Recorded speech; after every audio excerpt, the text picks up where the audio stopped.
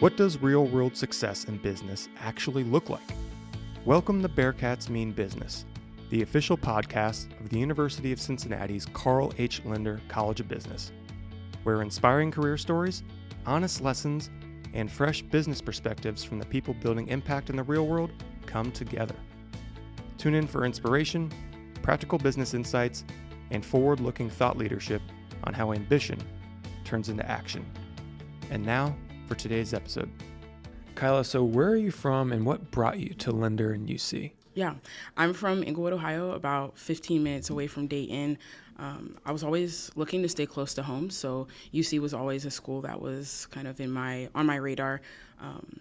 I didn't think I was going to go to UC or UD. I had it in my mind, like they were too close, I wasn't going to do it, but I visited with my mom and she was more convinced of the co-op program than I was at first, but I'm learning she's 99% of the time she's right. So very inspired, I guess is the right word, by that program, and kind of seeing the potential that I had there to really figure out and hone in on what I wanted to do, which I wasn't certain of. And so after I interviewed for Lindner Business Honors, got into that program, I also am a Cincinnati's Presidential Scholar, and that was something that was really important to me, is making sure that I had a way to pay for my education. And then the co-op was kind of a bonus on top of that, and it just ended up being UC, so that ended up being the right choice. Right, and we'll get to this in a second, but you've certainly taken full advantage of the co-op program, which is what we love to see. Yeah. You mentioned your mother. Who are the other influences, and what are the moments that have shaped who you are today? Yeah, I am definitely a culmination of all of the amazing people that I've learned from. I think mentors are a big thing in my life, even if it's as early as, elementary school teachers and just certain lessons. I try to take, somebody told me once, if I went through it, I'm, trying to give you this wisdom so you don't have to. So going through with that perspective has been important for me. So yeah, my mom is the biggest one for sure. Don't know what I would do without her.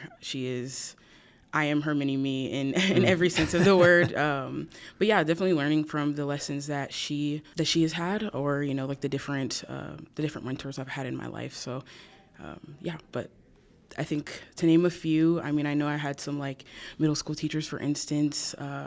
Shout out to Miss McCarnes and Miss Isle. If they listen to this, I'm going to send it to them after. No, but yeah, they're just tiny lessons in life from as early as, helping me figure out kind of what I'm passionate about and honing some of my interests and all the energy I had into actionable items. And I think I've found that through leadership, and that's just because of the guidance that I've gotten from all the incredible people in my life. So yeah. All right, that's great to hear. What was your original plan when you entered college in the Lindner College of Business, and how does that compare to what you're doing now? Yeah, I don't know if I would say I even really had a full plan. I think I had an idea. So I was kind of all over the place, to be honest, but I thought I was going to do biomedical engineering at one point, and then I was really called to graphic design. But overall, I just figured out that I wanted to be in a leadership role in some capacity. So I ended up sticking with operations management. I've changed my major a few times since freshman year in terms of what to pair it with, but I finally landed on operations management and a certificate in business analytics. So kind of figuring out, the leadership aspect in terms of being able to be a project manager or have some HR role is kind of where I've ended up right now. Yeah, and for any students that might be listening, prospective or current, changing your major is completely normal. Yes. Yeah. 1 or 5 or 6 times. Right. Let's talk about co-ops. You've had plenty, but your first one with altafiber was the result of some good networking on your behalf. Talk me through how you got that one. 100%. Was talking to students. I've talked to a couple of students this week, some freshmen, and a big thing, especially when it comes to co-op, that I feel like we don't talk enough about is just follow through. I was doing my SWOT analysis project, which we all do freshman year. I had Cincinnati Youth Collaborative, which was an amazing company to work with. I ended up presenting on the same day that altafiber did. So it was Cincinnati Youth Collaborative and altafiber presenting. I wasn't really thinking much about altafiber. That wasn't the group that I was a part of, but I ended up presenting in front of one of their leaders, and she took a special interest in me.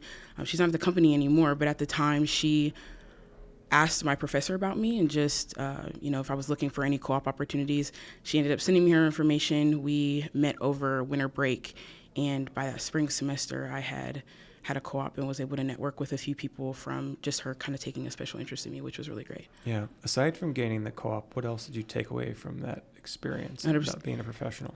Yeah, I think freshman year you learn this a lot, especially in the business school, when you're giving presentations and you're networking, you're at the career fair, et cetera. But you never know who's watching. I think that, kind of goes back to integrity and making sure that you are, even when people aren't watching, you're kind of, making sure that you're holding yourself to the same standard, if that makes sense. So even though I knew that I wasn't necessarily going to get a co-op with Cincinnati Youth Collaborative, I think the professionalism and passion that I showed for that project definitely stood out to another company. So yeah, just you never know who's watching, and make sure that you're showing up your best self as much as you can. Right. And you may not have been able to get a co-op with CYC, but they may have known someone, if they were impressed by you, like, hey, exactly. In the more traditional corporate world or whomever else, be like, hey, you should look to the student, contact your professor and get in touch with her. Things like that can happen too. For sure. How have you grown and been pushed through the various co-ops you've had? Let's focus maybe on, the harder skills, and we can talk about the soft skills. Yeah. I think when you go into a co-op, you obviously haven't taken all of your classes yet. So there's a lot of learning. I know the first co-op that I had, even the second one, I remember every day, I was learning at least 3 new things when it came to the different business practices that all these different companies have. And so I think that was definitely one of the harder parts for me in terms of the work. But yeah, it's a lot coming at you. Yes. Yeah. Yes. It's a lot coming at you at once, for sure. Yeah. And then maybe some of the softer skills, because I know you have a love of leadership, and how have you kind of gleaned lessons from your various co-ops? We talked about altafiber, but you also have done a co-op with Trimble, Delta Airlines, GE Aerospace, to name just a few here. Yeah. What are some of the other, maybe soft skills that you've picked up along the way? Mm-hmm. I think in all of those different co-ops that I've had, now kind of being at the end of them, I'm going back to Delta, but I think I've learned one of the soft skills right now. I'm working on maintaining that network, the relationships that I was able to foster at these different companies or with different bosses, that kind of thing.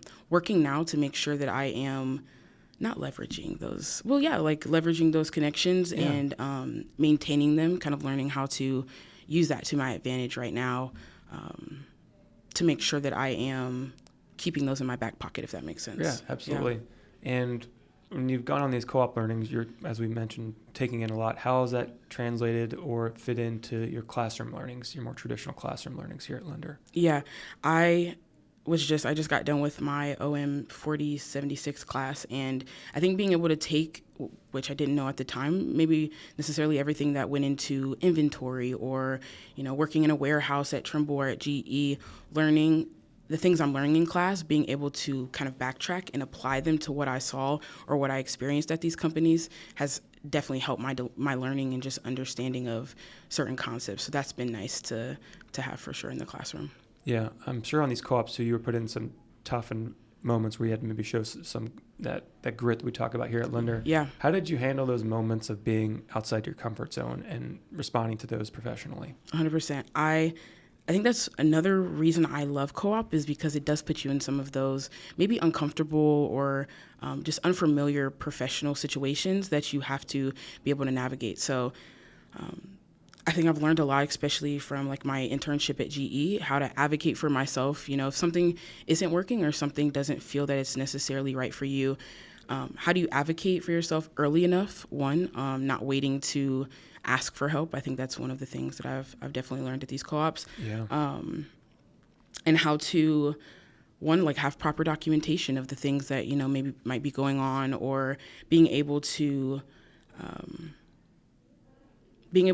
take certain experiences and communicate them professionally is something I learned a lot too. But it ended up working out, and all those lessons I'm so thankful that I experienced before getting into, a full-time role where, if I did experience them, this is a full-time, co-op, there's less stakes in it. So you get to make mistakes and learn from them before you do, go into something full-time, which I'm really grateful for. Right. And to build off that, the co-ops have also allowed you to figure out what you maybe necessarily don't want to do 100%. full-time too, which is the benefit of doing the multiple co-ops. Yeah. Arguably maybe even more important. Yeah. Right. Yeah. Let's transition to some of your involvement outside co-op, student organizations. I know that's important to you. Yeah. And why is it important to you sort of to not only be involved with the student orgs, but to sort of embrace the leadership portion of those organizations? Yeah, I love class. I love learning, but I go to school for the connections and for the impact and leadership I'm able to do in the organizations I'm a part of. It's been that way since high school. I was like the cliche class president, created the Black Student Union at my high school, things like that. So it's always been important to me. I was just thinking about this, about how I think representation is a huge part of it, whether it's just making sure that, we're being those who look like me are being represented in rooms and spaces, especially in these bigger organizations that you may be a part of. So I think that's why it's the number one reason why it's so important to me. Yeah, awesome. And unfortunately for you, you're closer to the end of your undergraduate career than you are to the beginning. Yeah. When you think about the purpose or direction you want to have in your career, what comes to mind? Yeah, it's so crazy that I'm already having to think about this. And me and my friends are just talking about, like, we'll have full-time job offers in the next year, which is, couldn't think about it too much. But I think I have been trying to figure out for so long, like, okay, what do I want to do? But like specifically like the work that I want to do. But I think when I look back at my career, I want to, it goes back to the representation piece and the impact, like being able to show those who look like me that, like, you are supposed to be in, like, the room where it happened, for lack of better words. But there's a space for you. There's a space for you to be able to make a difference. I want to look back and be able to say that I had a positive impact on, spaces that maybe I didn't think that I would be able to before. So especially in the corporate world, I'm not going into finance or, anything like that. But being in a corporate space and being able to make a positive impact and helping others, I just ultimately want to look back and be able to say that. Right. Yeah. And okay, so instead of talking to me, you're now talking to a prospective Lindner student, some 17, 18-year-old from wherever. Yeah. What's your advice to them? I think the biggest advice I have, I think just comes off of the lessons I've learned in the past semester, but co-op is such an incredible opportunity, and I think that Lindner does an amazing job of equipping you with the skills and the things that you need to be able to complete that co-op.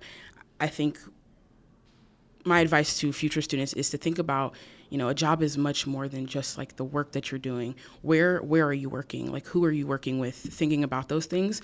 And if it doesn't feel, maybe right in your gut, or you know the right path for you, trust that. There was a co-op, I worked with the admissions team, and a few of the most influential people in my life were saying, yeah, well, maybe this isn't, necessarily exactly what you want to do. It's, didn't pay as much maybe as your last co-op, or, this isn't exactly where you're, like, it's not going to be as impactful for your career, right? And if I would have took that advice, I wouldn't have met some of the incredible people that I did, and I wouldn't have had Delta, my dream co-op at Delta, and been able to make those connections through the college that way. So if there's something and you feel like it's calling you, it might not, whether it's an organization or a co-op, if you think it is right for you, definitely take that time. I was thinking about this earlier. It's a weird transition of coming from high school into college, where you are, your parents and your guardians or your role models are who you listen to. Like, they're making majority of the decisions for you, right? And college is a big transition where you start to do that on your own. And sometimes you grow a lot, especially your freshman year. Sometimes you change, and some things that others may perceive to be the right thing for you isn't anymore. And so I think that's a hard lesson that you learn in college, but I would give future students just the encouragement to trust their gut and go for things that they think is right for them, even, maybe if others aren't saying that. Right. Thanks for sharing that. I'll get you out of here on this one. Mm-hmm.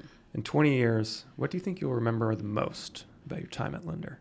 Yeah, the people 100%. I have met so many incredible people, whether it's faculty or students in Lindner.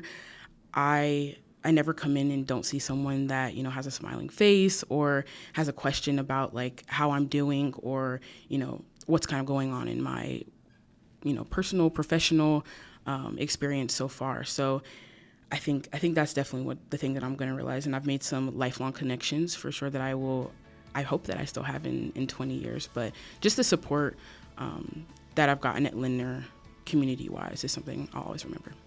Thank you for listening to this episode of Bearcats Mean Business.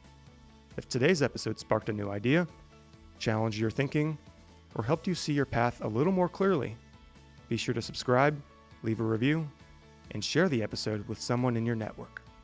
Thanks for being part of the conversation.